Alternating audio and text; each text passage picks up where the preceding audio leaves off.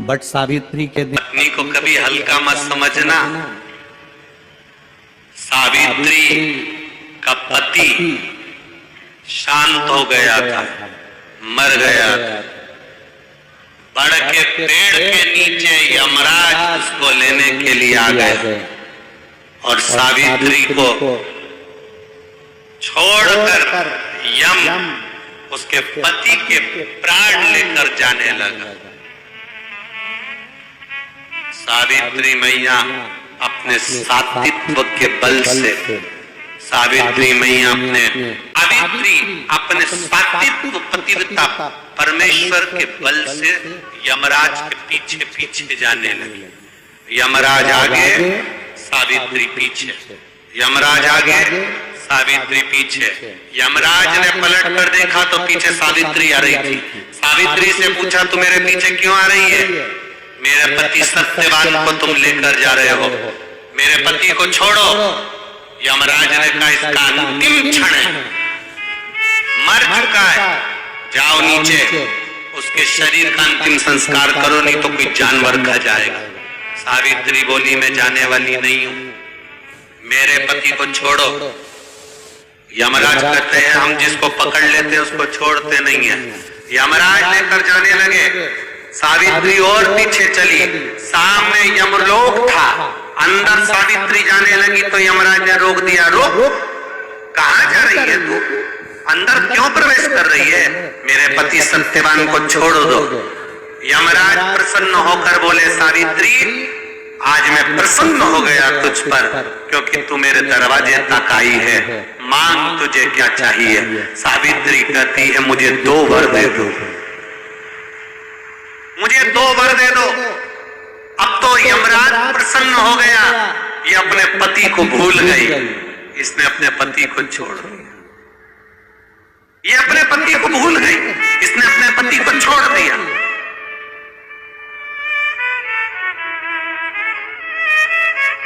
और इसने अपने पति को छोड़ दिया। अब ये कुछ मांगेगी, 2 वर मांगेगी तो मैं इसको 2 वर दे दूंगा। यमराज प्रसन्न हो गए, अपनी पति को छोड़ा इसने। यमराज ने कहा, अपने पति को छोड़कर जो तू 2 मांगेगी मैं दे दूंगा, बस पति मत मांग। तो सावित्री ने कह दिया, नहीं मांगूंगी पति। ठीक है, मांगो। सावित्री ने कहा, पहला वर दीजिए, मेरे सास ससुर की आंख में रोशनी नहीं है, उनकी आंखों से दिखता नहीं है, बस इतना सा वर दे दो, उनकी आंख की रोशनी आ जाए और वो अपनी गोद में अपने पोते को खिलाएं, बस ऐसा वर दे दीजिए। यमराज प्रसन्न हो गए, इसने पति नहीं मांगा, तथास्तु। अब यमराज ने कहा, दूसरा वर मांगो। सावित्री बोली, दूसरा वर दे दीजिए, मेरे सास ससुर आज तक कोई तीर्थ करने नहीं गए, मेरे सास ससुर का जो बेटा है वो उनको तीर्थ कराए, बस ये व्रत दे दो। यमराज ने कहा, इसने अपने पति को नहीं मांगा, तथास्तु। अब यमराज ने कहा, जा सावित्री के कहा जाऊं? आपने कहा था मेरे सास ससुर जब आंखों से रोशनी पाए अपने पोते को खिलाएं, पति तुम ले जाओगे तो पोता आएगा कहां से?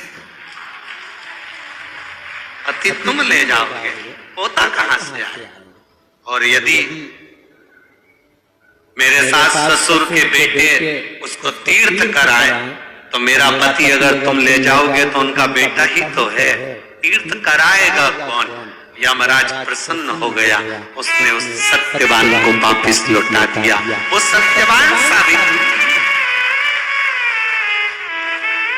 तो जितने भी यहाँ पर मेरे जीजा उन बैठे हैं और जितने आस्था चैनल पर कथा सुन रहे हैं, जितने मोबाइल पर कथा सुन रहे हैं, तुम अपनी पत्नी को कभी हल्के में मत लेना, बिल्कुल हल्के में मत लेना।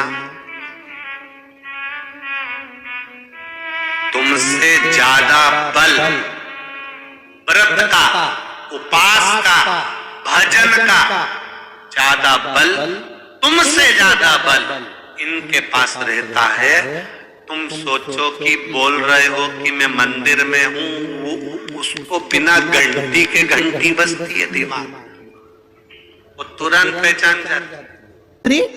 यमराज से कह रही है मेरे पति को छोड़ दो। यमराज कह रहा है सावित्री तेरा पति मर चुका है, मांग के सिंदूर को पोंछ दे। सावित्री कहती है पूरा श्रृंगार उतार दूंगी पर मांग का सिंदूर नहीं पूछने दूंगी। तब यमराज ने कहा जब तक तू मेरे मांग का अपनी मांग का सिंदूर नहीं उतारती तब तक तू मेरे पास नहीं आ सकती। भगवान यमराज से सावित्री ने कह दिया मैं भी तुझे वचन देती हूं यमराज, मेरी मांग में जब तक सिंदूर है, जैसे सीता ने लाइन, लक्ष्मण जी ने लाइन खींच दी थी और सीता पार नहीं जा सकती थी, मैं भी तुझे वचन देती हूं जब तक नारी की मांग में सिंदूर है तब तक तू उसके पति को उसके सामने लेकर नहीं जा सकता। यह भी मैं तुझे कह देती हूं। यमराज भैंसे पर सवार होकर सत्यवान को लेकर जा रहा था। सावित्री से वचन पर वचन चल रहे थे। अड़ के पेड़ के नीचे छोड़कर आए। क्या चाहिए तुझको, क्या चाहिए तुझको, क्या दूं मैं तुझको, कुछ मांग ले मुझसे।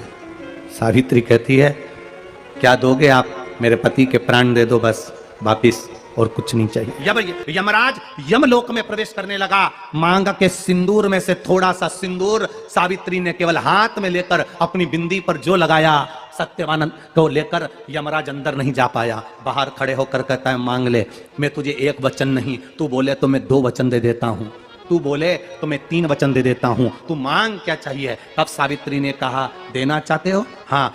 अब यमराज को लगा कि लालच में पड़ गई सावित्री। तब कहा पहला वचन दीजिए, मेरे अंधे सास ससुर के नेत्र वापिस आ जाएं। यमराज ने कहा तथास्तु। दूसरा वचन दीजिए, मेरे सास ससुर अपने पोता पोती का मुख देखें। यमराज ने कह दिया तथास्तु।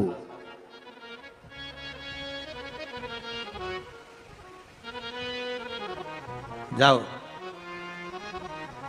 यमराज जाने लगे, फिर आग जलने लगी। कहने लगे अब मैं अंदर क्यों नहीं जा पा रहा हूं। सावित्री कहती है तुमने वर दिया है, मेरे सास ससुर पोता पोती का मुख देखें, उनके बेटे को तुम ले जाओगे तो पोता पोती कहां से होगा, छोड़कर जाओ। सावित्री है, पति को वापिस लेकर आ गए। नारी के हाथ की चूड़ी का कलर अलग हो सकता है, चूड़ी की डिजाइन अलग हो सकती है, चूड़ी अलग हो सकती है, चूड़ी महंगी सस्ती हो सकती है, मंगलसूत्र की कीमत ऊंची नीची हो सकती है, पांव की बिछुड़ी की कीमत ऊंची नीची हो सकती है, कान के कुंडल की कीमत ऊंची नीची हो सकती है। तुम्हारे शरीर पर जितने जितने 16 श्रृंगार हैं उसकी कीमत ऊंची नीची हो सकती है। केवल मंगलसूत्र की डिजाइन बदल सकती है, नाक की लौंग की डिजाइन बदल सकती है, कान के बुंदे की डिजाइन बदल सकती है, हाथ की चूड़ी की डिजाइन बदल सकती है, पांव की पायल की डिजाइन बदल सकती है। केवल नारी के 16 श्रृंगार में एक श्रृंगार ऐसा है जिसकी कीमत जो पहले थी वही कीमत आज तक है और उसकी डिजाइन आज तक नहीं बदली। वो मांग का सिंदूर है, एक जैसी डिजाइन है और एक जैसी कीमत है। सारे श्रृंगार की कीमत अलग, पर मांग में जो सिंदूर डाला जाता है वो एक कीमत का होता है, एक डिजाइन का होता है और एक जैसा होता है और वो सबसे भारी होता है। सावित्री